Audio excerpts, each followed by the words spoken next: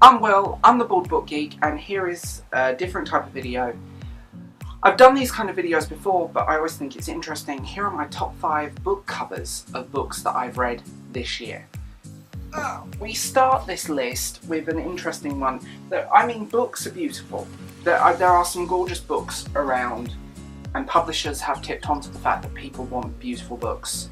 And I've done these videos before, talked about the Essex Serpent, Idaho, Void Star, and other books on this shelf.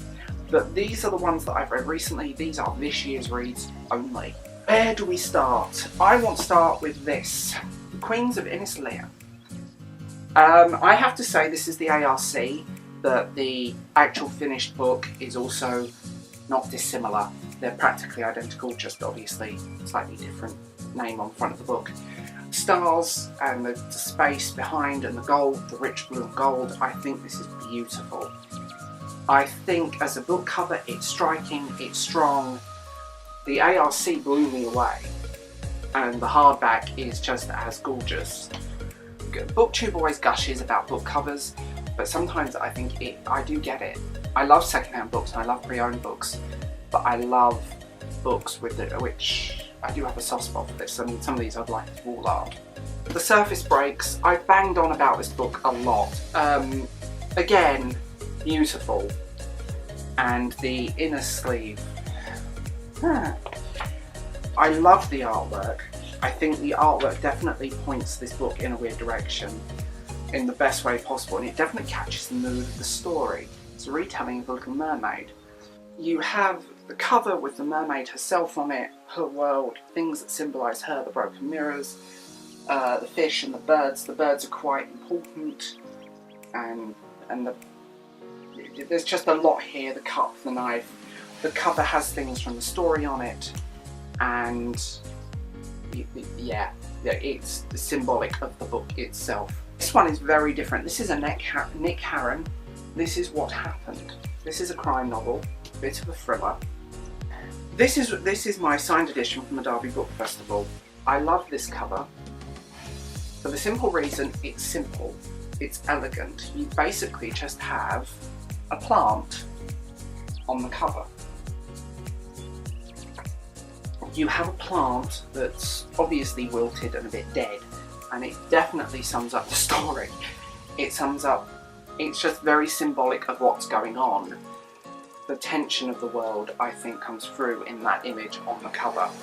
The cover, I think they got it right. I think it's a stunning book. I don't know what the US cover will be like, because this has only just come out here.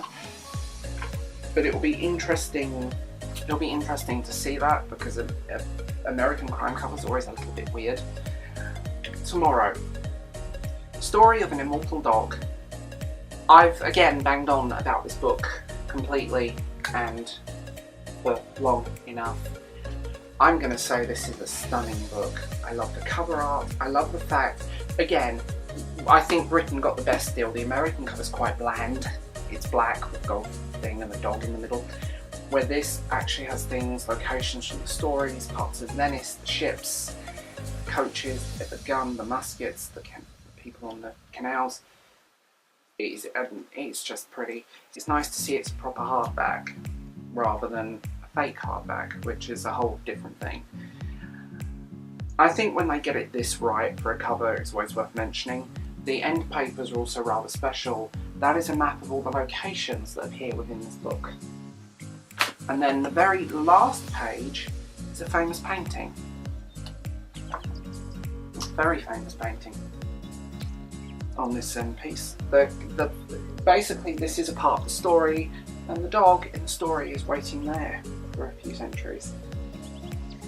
And it just taps in. Obviously the writer knows Venice extremely well, and beautiful. And finally, I want to say Mermaid and Mrs. Hancock. This thing is bloody gorgeous, isn't it? Down from the... This is signed. The first edition had blue pages, blue edged pages, but mine isn't that lucky. The American cover is slightly different. The US cover is more blue with one shell, and it looks more like the UK paperback, but the UK edition wins. I mean, bloody hell.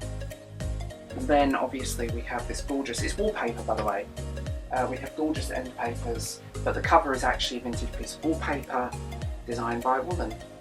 What's funny though about this book is if you go onto the very first page, a little nod to old books of that era, of the 1700s, this beautiful title page, and just absolutely stunning.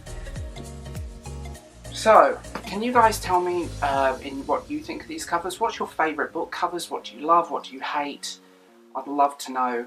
As always, please like and subscribe, and I'll talk to you later. Bye.